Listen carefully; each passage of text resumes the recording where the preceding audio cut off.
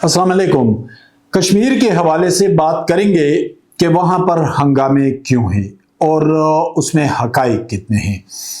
اب دیکھیں، ان کے مطالبات تو پتہ نہیں کتنے درجن ہیں، اور ٹھیک ہے، یہ مطالبات آتے رہتے ہیں، لوگ مطالبے کرتے ہیں حکومتوں سے، حکومتوں کی ذمہ داری ہوتی ہے ان کو پورا کرے، ایئرپورٹ بنے، پاک پتن والا جو روڈ کا معاملہ ہے، پل کا، وہ ٹھیک ہے، یہ جائز مطالبات ہے۔ لیکن ان درجنوں مطالبات میں دو مطالبات ایسے ہیں جو بہت سگنیفیکنٹ ہیں۔ یہ ایک مطالبہ یہ کہ مہاجرین کی سیٹیں ختم کی جائیں، اور ایک مطالبہ یہ کہ بیرونی فورسز نکل جائیں۔ تو پہلے مہاجرین کی سیٹیں جو مختلف صوبوں سے، یعنی خیبر پختونخوا سے، پنجاب سے، سندھ سے ان کا انتخاب ہوتا ہے، تو ان کو کیسے ختم کیا جائے؟ یہ تو مقبوضہ کشمیر کی نمائندگی کے لیے ہیں یہ 12 سیٹیں۔ جب آپ اس کو ختم کریں گے تو پھر اقوام متحدہ میں آپ کیا لے کر جائیں گے؟ یعنی یہی تو وہ سب سے بڑا ثبوت اور سب سے بڑی شہادت ہے کہ ان لوگوں کو ہم نے ایک نمائندگی دی ہے، اور اسی بنیاد پر اقوام متحدہ میں پاکستان گزشتہ 70-75 سال سے کھڑا ہے کشمیر کا کیس لے کر۔ اگر آپ اس کو ختم کریں گے، اور ایک اور بات، علامتی طور پر تو ہندوستان نے اسی ہمارے جموں کشمیر، یہ ہمارے والے کشمیر اور گلگت بلتستان کی 24 سیٹیں رکھی ہیں کہ وہ ہمارا علاقہ ہے، یعنی مقبوضہ کشمیر پر ان کا قبضہ ہے۔ جب پچھلی حکومت میں انہوں نے 370 کو ختم کر کے کشمیر کو صوبہ بنایا، تو ان کا مدعا یہی ہے کہ یہ جو ہمارا والا کشمیر ہے اور گلگت بلتستان ہے، یہ ہمارا حصہ ہے، ہم نے ان کی نمائندگی بھی رکھی ہے سمبولکلی۔ اور یہ کشمیر جس پر قبضہ ہے، جو مقبوضہ کشمیر ہے ہندوستان کے پاس، اس کو اگر پاکستان نے نمائندگی دی ہے اور وہ آپ ختم کریں گے تو پھر ہمارے کیس میں کیا جان رہ جائے گی؟ دوسری بات یہ کہ کیا اس کے پیچھے کوئی ایجنڈا نہیں ہے؟ اگر مقبوضہ کشمیر کی نمائندگی کو اکھاڑنے کا مطالبہ ان مطالبات میں شامل ہے، تو کیا اس کے پیچھے پاکستان کو مقبوضہ کشمیر کا کیس کمزور کرنے کے لیے کوئی لابی سرگرم نہیں ہے؟ کون ہے جو اس ایجنڈے کی تکمیل کے لیے سرگرم ہے؟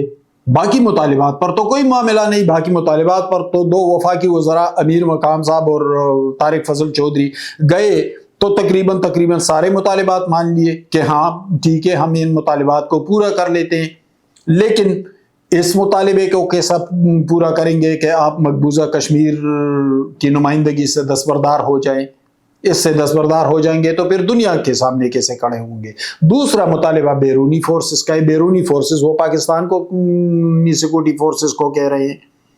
تو بھائی وہ کشمیر جہاں آج بھی ایک نوجوان کی شہادت ہوئی ہے نیلم میں بھارتی فوج کی فائرنگ سے، اور ان کے ساتھ ایک طویل سرحد ہے پاکستان کا، وہاں سے ہندوستانی فوج، اگر آپ اس کیس کو لے کر آگے جائیں کہ سیکورٹی فورسز یہاں سے نکل جائے یا بیرونی فورسز جسے کہہ رہے ہیں، اور کل خدا نخواستہ وہ لائن آف کنٹرول کو کراس کر کے اس طرف داخل ہو جائیں، تو پھر ان کے ساتھ کون لڑے گا؟ تو کیا دونوں جو خوفناک مطالبات ہیں، ان مطالبات کی آڑ میں ہندوستان کے لیے راستہ ہموار نہیں کیا جا رہا ہے؟ ایک اور بات، یعنی اس وقت جو ٹی ٹی پی پہ یا جو دوسری دہشت گرد تنظیمیں ہیں افغانستان میں، ہندوستان کے پراکسیز بنے ہوئے ہیں، تو کیوں بنے ہوئے ہیں؟ یا جو بی ایل اے ہے بلوچستان میں، جو پراکسیز ہیں انڈین، تو کیوں پراکسیز بنے؟ اسی لیے بنے ہیں کہ کشمیر پر تو ہمارا جھگڑا ہے ہندوستان سے، وہ پاکستان کو کمزور کرنا چاہتے ہیں۔ اس کو کمزور کرنے کے لیے وہ ٹی ٹی پی اور دوسری دہشت گرد تنظیموں کو بھی اپنا پراکسیز بنائے ہوئے ہیں، اور ادھر بی ایل اے اور ان تنظیموں کو بھی اپنا پراکسیز بنائے ہوئے ہیں۔ اگر آپ اس کیس سے دستبردار ہو جائے، یہ کیس کمزور پڑ جائے، تو وہ تو اتنی قربانیاں پھر ہم نے کس لیے دی؟ سینکڑوں پختونوں کا خون بہا دہشت گردی کی جنگ میں، بلوچستان میں لوگوں نے کیا کچھ نہیں بھوگتا۔ تو جس کیس پر ہم اتنا کچھ، اتنے مسائل کا، اتنے مشکلات کا، دہشت گردوں کا، سیپریٹسٹ کا سامنا کر رہے ہیں، اس کیس کو آپ کمزور کریں گے تو پھر ہم دنیا کے پاس کیا لے کر جائیں گے؟ اقوام متحدہ میں تو ہم کیس انہی بنیادوں پر لے کے گئے۔